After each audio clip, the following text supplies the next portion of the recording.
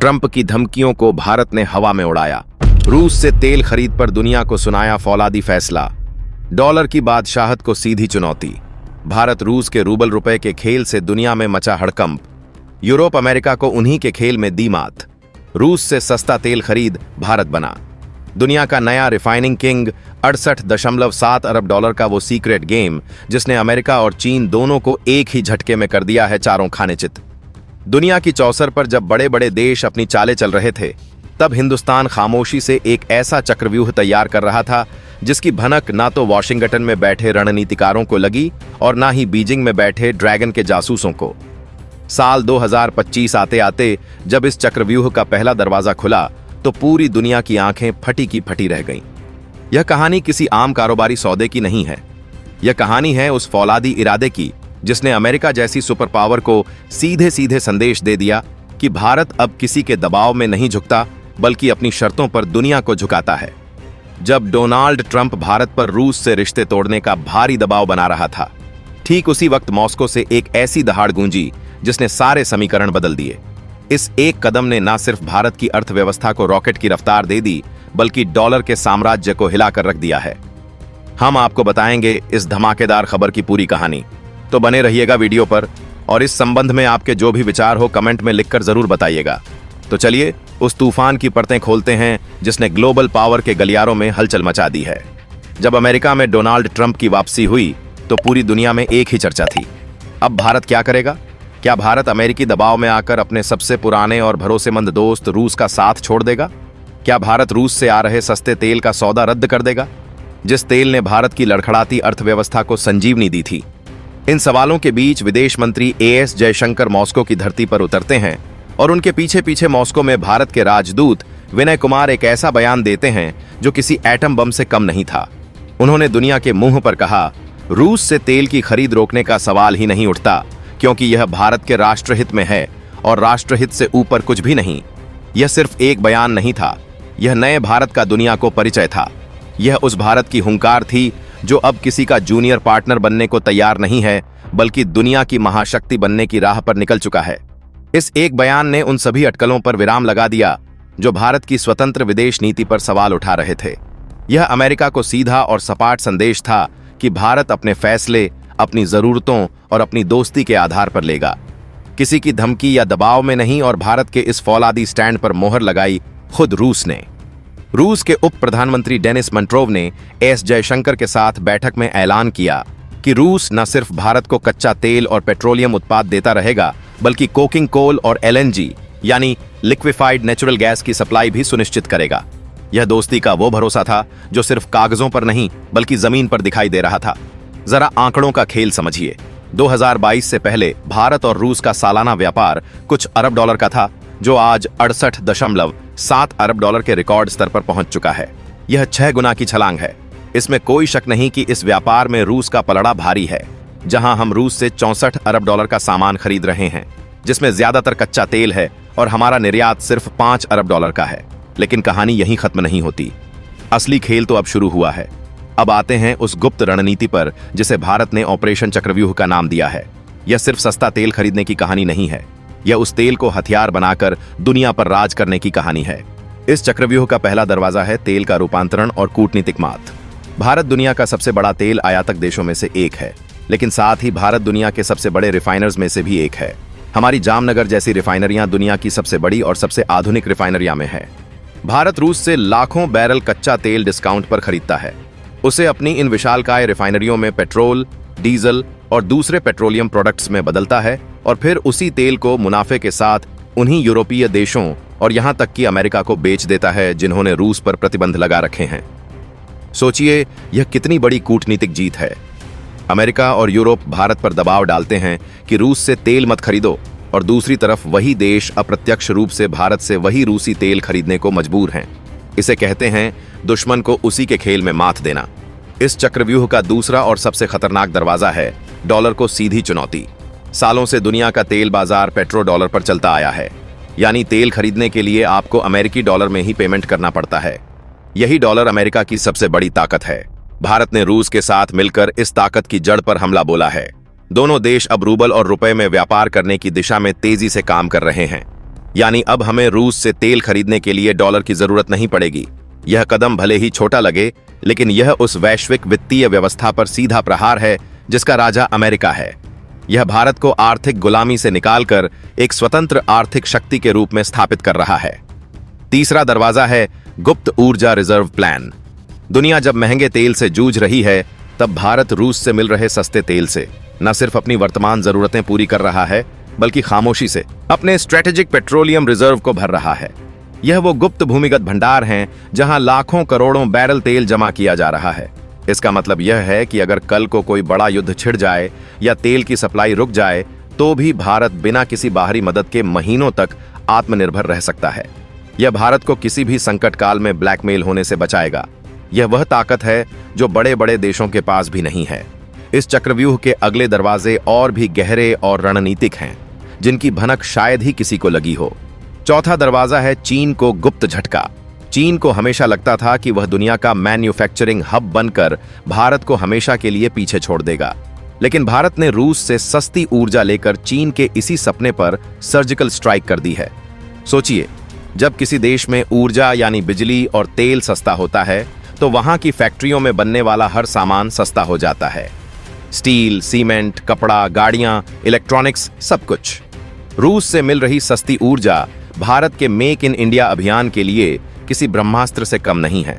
अब भारतीय कंपनियां चीन की कंपनियों से ज्यादा सस्ता और अच्छा माल बना सकती हैं। यह भारत को दुनिया का नया मैन्युफैक्चरिंग पावर हाउस बना रहा है, जो सीधे सीधे चीन की आर्थिक कमर तोड़ने की ताकत रखता है। पांचवा और सबसे अहम दरवाजा है ऊर्जा की आड़ में गुप्त रक्षा सौदे। दुनिया को लग रहा है कि भारत और रूस सिर्फ तेल का व्यापार कर रहे हैं, लेकिन पर्दे के पीछे एक ऐसी डील हो रही है जो भारत के दुश्मनों को रात में बुरे सपने दिखाएगी। ऊर्जा सहयोग की इस गहरी दोस्ती की आड़ में रूस भारत को वो संवेदनशील रक्षा तकनीकें सौंपने को तैयार हो गया है जिन्हें वो किसी और को देने के बारे में सोच भी नहीं सकता। खबरें हैं कि इसमें सुखोई 30 MKI को अपग्रेड करने के लिए AL-41 जैसे शक्तिशाली इंजन और यहां तक कि हाइपरसोनिक मिसाइल टेक्नोलॉजी भी शामिल हो सकती है। हाइपरसोनिक मिसाइलें वो हथियार हैं जो आवाज की रफ्तार से 5 गुना से भी ज्यादा तेजी से चलती है और दुनिया का कोई भी एयर डिफेंस सिस्टम उन्हें रोक नहीं सकता। यह तकनीक भारत को चीन और पाकिस्तान पर ऐसी बढ़त देगी जिसकी उन्होंने कल्पना भी नहीं की होगी। सस्ता कोकिंग कोल जो स्टील बनाने में काम आता है, वह भी इसी डील का हिस्सा है। और बेहतर स्टील का मतलब है बेहतर टैंक, बेहतर युद्धपोत और बेहतर हथियार, यानी एक तेल का सौदा और असर भारत की पूरी रक्षा प्रणाली पर। इसे कहते हैं एक तीर से कई निशाने लगाना। भारत की यह ड्यूल पॉलिसी दुनिया के बड़े बड़े रणनीतिकारों को भी चकरा रही है। जहां एक तरफ हम रूस से सस्ती ऊर्जा और हथियार ले रहे हैं, वहीं दूसरी तरफ अमेरिका और यूरोप से आधुनिक टेक्नोलॉजी और इन्वेस्टमेंट खींच रहे हैं। भारत ने साबित कर दिया है कि वो अब किसी एक खेमे का हिस्सा नहीं, बल्कि खुद एक शक्तिशाली ध्रुव है जिसके चारों ओर दुनिया को घूमना पड़ेगा। यह अमेरिका को संदेश है कि भारत अब उसका पिछलग्गू नहीं, बल्कि एक बराबर का साथी है। यह चीन को चेतावनी है कि मैन्युफैक्चरिंग और रक्षा में उसकी बादशाहत के दिन अब लग गए हैं और यह पूरी दुनिया को भारत की ताकत का एहसास है। रूस से मिल रही सस्ती ऊर्जा भारत के विकास का इंजन बन चुकी है, जो आने वाले सालों में भारत को 5 ट्रिलियन से 10 ट्रिलियन डॉलर की अर्थव्यवस्था बनाने का दम रखती है। भारत के इस रहस्यमयी ऑपरेशन का दूसरा चरण तब सामने आया जब खुफिया रिपोर्टों ने यह खुलासा किया कि रूस से मिल रही ऊर्जा और खनिज संसाधनों का उपयोग केवल भारत की घरेलू जरूरतों तक सीमित नहीं है, बल्कि इसे एक वैश्विक रणनीति के हिस्से के रूप में इस्तेमाल किया जा रहा है। भारत ने बड़ी चुप्पी के साथ उन देशों तक पहुंच बनाना शुरू कर दिया था जो दशकों से पश्चिमी दबाव और आर्थिक प्रतिबंधों की वजह से हाशिए पर धकेले गए थे। अफ्रीका के कोबाल्ट और यूरेनियम से लेकर दक्षिण अमेरिका के लिथियम और कॉपर तक भारत ने गुप्त समझौते कर लिए थे और इन संसाधनों को सुरक्षित करने के लिए उसने अपनी निजी कंपनियों के साथ मिलकर एक ऐसा नेटवर्क बना लिया था जिसमें पारंपरिक व्यापार नियमों का कोई महत्व नहीं रह गया था। इस नेटवर्क को चक्रव्यूह का मिनरल शील्ड कहा गया और इसका सबसे बड़ा उद्देश्य यही था कि आने वाले समय में जब दुनिया इलेक्ट्रिक वाहनों, सोलर एनर्जी और सेमीकंडक्टर्स पर टिकी होगी, तो भारत ही वह देश होगा जिसके पास कच्चे संसाधनों का असली खजाना होगा। चीन, जो अब तक अफ्रीका में सबसे बड़ा निवेशक माना जाता था, अचानक महसूस करने लगा कि भारत उसकी पकड़ तोड़ रहा है, क्योंकि भारत केवल निवेश नहीं कर रहा था, बल्कि अफ्रीकी देशों को तकनीक, शिक्षा और स्वास्थ्य सेवाओं के जरिए अपने पक्ष में कर रहा था। वहीं दूसरी तरफ रूस और ईरान के सहयोग से भारत ने एक और गुप्त पहल शुरू की, जिसका नाम था डिजिटल एनर्जी अलायंस। और इस अलायंस में शामिल देशों ने तय किया कि ऊर्जा व्यापार अब केवल डॉलर पर निर्भर नहीं रहेगा, बल्कि स्थानीय मुद्राओं और ब्लॉकचेन आधारित डिजिटल करेंसी से भी किया जाएगा। जब पहली बार रूस ने भारत को तेल की खेप डिजिटल रुपये में बेच दी और भारत ने उसकी पेमेंट भी वैसी ही कर दी, तो दुनिया के सबसे बड़े बैंकिंग संस्थानों में हड़कंप मच गया, क्योंकि यह पहली बार था जब डॉलर को दरकिनार कर एक इतना बड़ा सौदा हुआ था। वॉशिंगटन और ब्रुसेल्स में बैठी संस्थाओं ने तुरंत चेतावनी जारी की कि यह कदम डॉलर की पकड़ को कमजोर कर सकता है और अगर एशिया तथा अफ्रीका के और देश इसमें जुड़ गए तो आने वाले वर्षों में डॉलर का वर्चस्व टूट सकता है। लेकिन भारत को अब इन धमकियों से कोई फर्क नहीं पड़ता था, क्योंकि उसने पहले ही अपने लिए वैकल्पिक व्यवस्था तैयार कर ली थी। इस बीच एक और सनसनी तब फैली जब यह पता चला कि भारत ने हिंद महासागर में गुप्त नौसैनिक अड्डे बनाना शुरू कर दिए हैं और इन अड्डों का मकसद केवल समुद्री व्यापार की सुरक्षा नहीं, बल्कि भविष्य में वैश्विक शिपिंग रूट पर नियंत्रण जमाना है। सैटेलाइट तस्वीरों में जो कुछ दिखा उसने चीन और अमेरिका दोनों की चिंताओं को और बढ़ा दिया, क्योंकि यह साफ हो गया था कि भारत हिंद महासागर में उसी तरह का प्रभुत्व बना रहा है जैसा अमेरिका ने दशकों तक प्रशांत महासागर में किया था। यही नहीं, भारत ने जापान और ऑस्ट्रेलिया के साथ भी गुप्त वार्ताएं शुरू कर दी ताकि इस पूरी रणनीति को एक बड़े क्वाड्रिलैटरल नेटवर्क का हिस्सा बनाया जा सके। और इसी बीच भारत ने सबसे खतरनाक और चौंकाने वाला कदम उठाया जब उसने चुपचाप अपने रक्षा अनुसंधान संगठनों के जरिए रूस और फ्रांस से उन्नत तकनीक लेकर हाइपरसोनिक मिसाइलों का संयुक्त उत्पादन शुरू कर दिया। यह खबर जैसे ही बाहर आई पूरी दुनिया सन्न रह गई, क्योंकि अब तक केवल अमेरिका, रूस और चीन के पास ही यह तकनीक थी और भारत ने चुपचाप इसे हासिल कर लिया था। इस तकनीक का मतलब यह था कि भारत अब केवल ऊर्जा और खनिजों के जरिए नहीं, बल्कि रक्षा शक्ति के जरिए भी वैश्विक राजनीति को प्रभावित कर सकता है। दूसरी तरफ अमेरिका और यूरोप की खुफिया एजेंसियां लगातार चेतावनी देती रहीं कि भारत का यह गुप्त खेल अगर कुछ और सालों तक चलता रहा तो पूरी दुनिया की शक्ति संतुलन बदल जाएगी। लेकिन भारत ने इन चेतावनियों को दरकिनार कर अपने रास्ते पर चलना जारी रखा और यहीं से शुरू हुआ वह दौर जब हर हफ्ते कोई न कोई नई खबर सामने आती जिसने दुनिया को झकझोर दिया और हर बार सस्पेंस और रहस्य और भी गहराते गए। भारत ने जब अपनी ऊर्जा रणनीति को एक वैश्विक औजार के रूप में इस्तेमाल करना शुरू किया तो सबसे पहले असर दिखाई दिया पश्चिम एशिया में, जहां दशकों से तेल का व्यापार केवल अमेरिकी डॉलर पर आधारित था। लेकिन भारत ने सऊदी अरब और यूएई के साथ ऐसे समझौते कर लिए जिनमें यह शर्त रखी गई कि व्यापार का एक हिस्सा भारतीय रुपये और डिजिटल ब्लॉकचेन आधारित करेंसी में होगा। यह एक ऐसा कदम था जिसने सीधे तौर पर अमेरिका के वर्चस्व को चुनौती दी और इस कदम के बाद ही व्हाइट हाउस में बैठकों का दौर तेज हो गया, क्योंकि उन्हें समझ आ गया था कि भारत चुपचाप एक आर्थिक क्रांति की नींव रख रहा है। इसी दौरान भारत ने अफ्रीका में अपना दूसरा कार्ड खेला और वहां के युवाओं को शिक्षा व तकनीक की ट्रेनिंग देने के लिए विशाल योजनाएं शुरू कर दीं। इन योजनाओं का मकसद केवल मानव संसाधन विकास नहीं था, बल्कि एक ऐसी पीढ़ी तैयार करना था जो आने वाले वर्षों में भारत के साथ खड़ी रहे और पश्चिमी प्रभाव से बाहर निकले। कई देशों में भारतीय कंपनियों ने smart city project, high speed internet और made in India health technologies लगाना शुरू कर दिया, जिससे वहां की जनता को सीधा फायदा मिला और धीरे धीरे अफ्रीका में भारत का नाम एक नए मित्र के रूप में उभरने लगा। इसी बीच रूस और चीन दोनों ने देखा कि भारत अफ्रीका में तेजी से जगह बना रहा है, लेकिन फर्क यह था कि चीन की नीतियां केवल कर्ज पर आधारित थीं, जबकि भारत सीधे विकास और रोजगार से जोड़ रहा था। नतीजा यह हुआ कि अफ्रीकी देशों ने खुलकर भारत का समर्थन करना शुरू कर दिया। लेकिन कहानी यहीं खत्म नहीं हुई, क्योंकि भारत ने इसी दौरान दक्षिण अमेरिका की ओर भी रुख किया, जहां लिथियम का सबसे बड़ा भंडार है। अर्जेंटीना, चिली और बोलीविया में भारतीय प्रतिनिधिमंडलों ने गुप्त समझौते किए और यह तय हुआ कि इन देशों की लिथियम खदानों में भारत की कंपनियों को प्राथमिकता मिलेगी। अब सोचिए, जब इलेक्ट्रिक वाहनों और बैटरियों की दुनिया में मांग सबसे ज्यादा होगी तो भारत के पास वह चाबी होगी जिससे पूरी वैश्विक सप्लाई चेन नियंत्रित होगी। यह खबर जब अमेरिकी और यूरोपीय मीडिया में लीक हुई तो वहां के उद्योगपतियों और सरकारों में खलबली मच गई, क्योंकि अब तक वे चीन को सबसे बड़ा खतरा मान रहे थे। लेकिन अचानक भारत चुपचाप उनके सामने खड़ा हो गया था। यही वह समय था जब भारत ने हिंद महासागर में अपनी नौसैनिक रणनीति को और तेज किया और अंडमान निकोबार से लेकर अफ्रीकी तट तक गुप्त अड्डों का नेटवर्क बनाना शुरू कर दिया। इस नेटवर्क को ब्लू ड्रैगन पाठ कहा गया और इसका असली मकसद यह था कि अगर भविष्य में अमेरिका या चीन ने भारत को समुद्री रास्तों से दबाने की कोशिश की तो भारत तुरंत उनकी घेराबंदी कर सके। इसी बीच जापान और ऑस्ट्रेलिया के साथ हुई गुप्त वार्ताओं ने इस रणनीति को और मजबूती दी, क्योंकि इन देशों ने भी चीन की बढ़ती आक्रामकता को देखकर भारत का साथ देने का फैसला कर लिया था। और जैसे ही यह सब हो रहा था, भारत ने एक और बड़ा धमाका कर दिया जब उसने चुपचाप अपने रक्षा अनुसंधान संगठनों के जरिए हाइपरसोनिक मिसाइल तकनीक को मास्टर कर लिया। यह तकनीक केवल अमेरिका, रूस और चीन के पास थी, लेकिन भारत ने रूस के सहयोग और फ्रांस के गुप्त समर्थन से इसे अपने हथियार भंडार का हिस्सा बना लिया।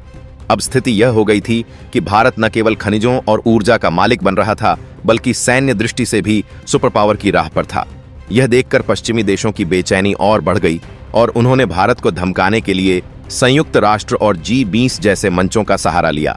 लेकिन भारत ने हर बार मुस्कुराते हुए और शांतिपूर्ण तरीके से जवाब दिया कि वह केवल संतुलित और बहुध्रुवीय दुनिया चाहता है। इस जवाब के पीछे छुपा संदेश यह था कि भारत अब किसी के दबाव में नहीं आएगा। और यहीं से शुरू हुआ वह असली खेल जिसने आने वाले सालों में पूरी दुनिया का नक्शा बदलना था। ठीक उसी समय जब यह सब चल रहा था, भारत ने अपने मीडिया और सूचना नेटवर्क के जरिए देशवासियों से कहा कि असली सच्चाई अभी सामने आना बाकी है और आने वाले दिनों में खुलासे और बड़े होंगे। और यही वह पल था जब लोगों में रोमांच और सस्पेंस और भी बढ़ गया कि आखिर भारत के पास ऐसा कौन सा मास्टर स्ट्रोक है जो पूरी दुनिया की राजनीति और अर्थव्यवस्था को हिला सकता है। भारत के इस ऐलान के बाद न केवल अमेरिका और चीन बल्कि रूस भी चौकन्ना हो गया, क्योंकि उसे समझ आ गया था कि भारत अब केवल साझेदार नहीं बल्कि भविष्य का गेम चेंजर बन गया है। और यही कारण था कि क्रेमलिन ने तुरंत नरेंद्र मोदी को मास्को आमंत्रित किया और एक नई संधि पर हस्ताक्षर का प्रस्ताव रखा। इस संधि में रक्षा और ऊर्जा सहयोग तो था ही, लेकिन असली बिंदु था साझा तकनीकी प्रयोगशालाएं, यानी रूस और भारत मिलकर रक्षा, अंतरिक्ष और क्वांटम क्षेत्र में काम करेंगे।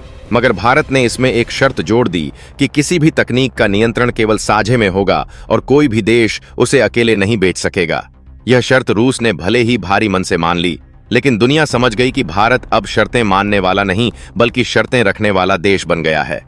उधर वॉशिंगटन में हड़कंप मचा हुआ था, क्योंकि वहां के थिंक टैंक यह मानकर चल रहे थे कि भारत किसी समय अमेरिका की ओर झुकेगा, लेकिन भारत ने ठीक उल्टा रास्ता पकड़ लिया। पेंटागन की गुप्त रिपोर्ट में लिखा गया कि अगर भारत अपने क्वांटम नेटवर्क और स्पेस प्रोग्राम में सफल हो गया तो अगले 50 सालों तक अमेरिका की तकनीकी बादशाहत खतरे में पड़ जाएगी। यही कारण था कि अचानक व्हाइट हाउस के बयान बदलने लगे। जो अमेरिका कल तक भारत को रूस और चीन का सहयोगी कह रहा था, वही अब भारत को ग्लोबल स्टेबलाइजर यानी वैश्विक संतुलनकारी शक्ति बताने लगा।